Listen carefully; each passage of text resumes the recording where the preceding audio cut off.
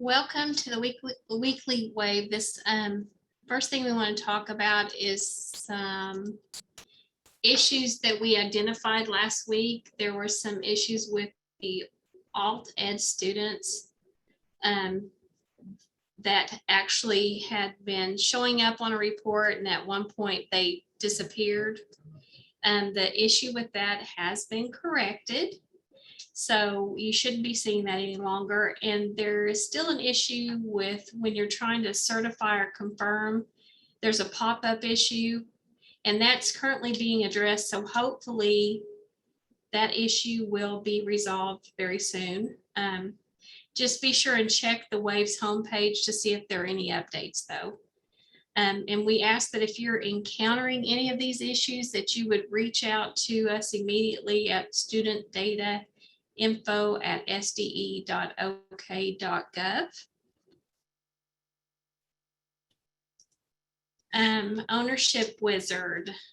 There's still several conflicts out there that need to be resolved if students are to be counted on your district. And if you are in a conflict with a district and the first district that confirms their report, that student will be counted. And when you go, if you're not that first district, to confirm your report, you will get a pop-up that shows you the student information, and it tells you have a conflict, and it won't allow you to certify until that's resolved. So please be proactive and work your ownership wizard so you don't encounter that situation. STN issues, make sure you're working them, because that also you'll see students in your find missing student information, and some things that are keeping that from showing into your actual student count could be that they're missing STNs. They won't populate there without it. So just be sure that you reach out to us and provide the student's local ID so we can investigate if you're missing STNs on any of your students that aren't automatically populating. Validation errors. We're still seeing numerous validation errors. Your student graphic errors can also affect a student from showing up on your October 1st and your FQSR. So there again, if you have students that are in the find missing student section of either report, it could be due to this as well. So you'll need to resolve those issues before it will actually move to your live data. Just to go over our state reports that are open right now, the third grade promotion and retention report, it will be closing on the 31st of October at 11:59. So make sure you're taking care of that report. And then October 1st is actually the next report to close. It closes on November 1st at 11:59 p.m. So just because it closes that day, please get in there and, start working your sites, because we do have several districts that showing they haven't started them. And in order to show you've started it, you've got to start opening them up. So please get in there and check your data and ensure that it's correct. Our FQSR report, it will not close until December the 1st at 11:59. So be in there and checking that data as well. So when that date rolls around, we can make sure everybody has certified their reports. If you are having issues with creating new Wave accounts, please contact our OMES department at servicedesk@omes.ok.gov. They're usually, it may take about 24 hours for new employees that are getting access to that for it to show up. So keep that in mind as well. We are having a new class size app coming up. I've talked about this the last two meetings. It is in regard to a legislature that they're going to require starting in January, the class size be reported for all grade levels, pre-K through 12. The data is going to come from the October 1st using the section enrollment data. You will have an opportunity to correct the data. If it's, do what? Let me jump in here real quick. Okay. Sorry. So that is partially accurate. The data will come from the October 1st for our from our high school students. However, for our secondary students, or from any 505 sites or 705 sites, or any 5 sites or 7 sites, they will come from October 1st. But for our 100 sites, they will all come from the first quarter data, like the FQSR data. That's where we will obtain that. That's based off the old. I'm going to get the statute wrong. 1019, I think is what it's called. Way back 55,000 years ago. And I know, I'm sorry if I have offended those of you that were around when that was actually put in place. I did not mean to do that, but it was a long time ago when that was put in place. We haven't done this in a long time.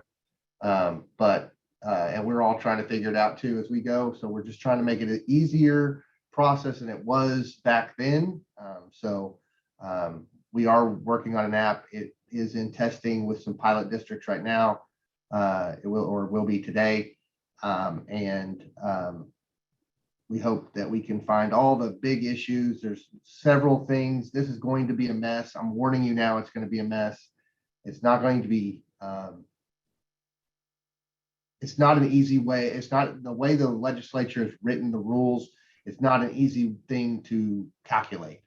There's so many different situations that you guys have out there in schools. Not a teacher isn't always teaching the same class every day with the same students on the same schedule, with everything being the same. We don't live in a perfect world, but that's the way the law is written. So we have to try to, we're going to try to take this data to legislature in the spring and say, listen, this, I understand that you want to do class sizes, but this doesn't make sense.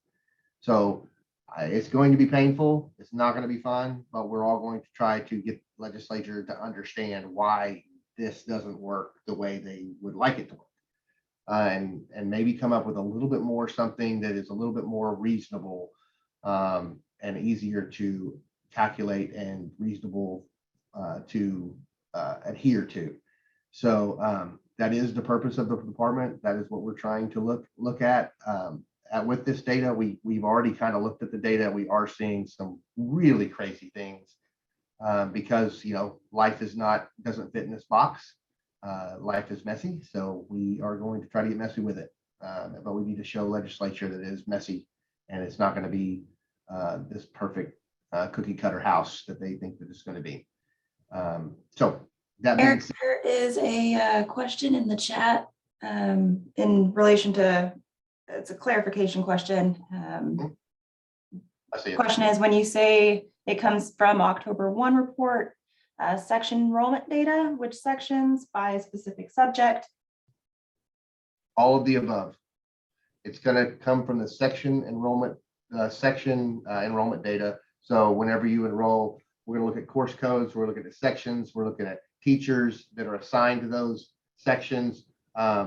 Amanda, we're working with several districts, and I know you're not one of them yet, but we are working with several districts to kind of see, you're going to be able to pick which section represents the, and I'm doing air quotes here, represents the most accurate count of a section for a teacher. And that's what we will calculate off of. We're also building in a way for you guys to say, this is great, and it gets close, but it doesn't get right. It's not perfect. So we're going to allow you to change those numbers, edit those on screen too.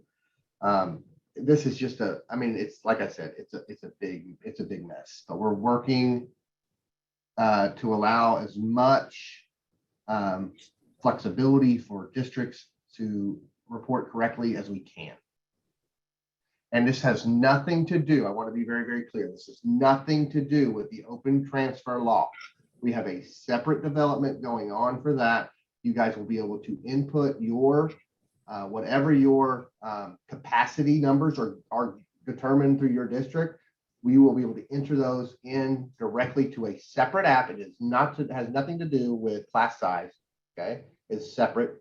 I know you can kind of affiliate the two, but try to separate them as much as possible, because we are going to allow you guys to basically tell us what your capacity is, because that is your decision. I know a lot of people are using the class size rules to come up with their capacity, and that's fine and it's appropriate. But we will ask you to literally put in your capacity into a different app for transfer laws, for all that. That will be completely separate from the class size app. Okay. Please try not to add those two together, because they're going to be in two different places. We're not taking your class sizes and saying, this is your capacity. You will tell us what your capacity is. And thank you. I think we can leave this slide. It's just a mess right now. So Okay, we're working through it. moving on. Yep. Okay, contact volume is still high, so please allow 24 to 48 hours turnaround time for us to look into your issue and get back to you. When emailing, I can't stress enough, please do not include the student's full name. All we need is a local ID and the STN. So we can find your information with that, with those two items. Okay, also, if you've got questions, you can send them to studentdatainfo@sde.ok.gov, or you can also reference our document and guidelines at the link below. Okay, if you've got any questions, we're gonna close this part of it off by now, for now, and take your questions.